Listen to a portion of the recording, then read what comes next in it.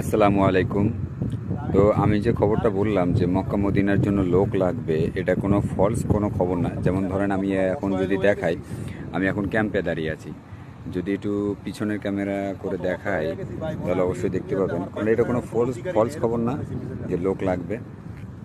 এই যে দেখেন, এগুলো হচ্ছে সব কোম্পানির গাড়ি, ঠিক আছে। আর এটা হচ্ছে পুরো ক্যাম্প, আশা করি দেখতে পাচ্ছেন সবাই।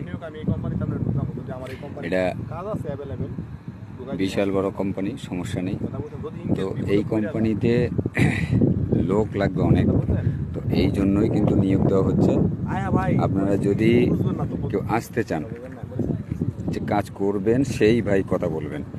কাজ যার দরকার নেই সে ফালতু কোনো কমেন্ট করবেন না, ফালতু কোনো কথা বলবেন না আশা করি।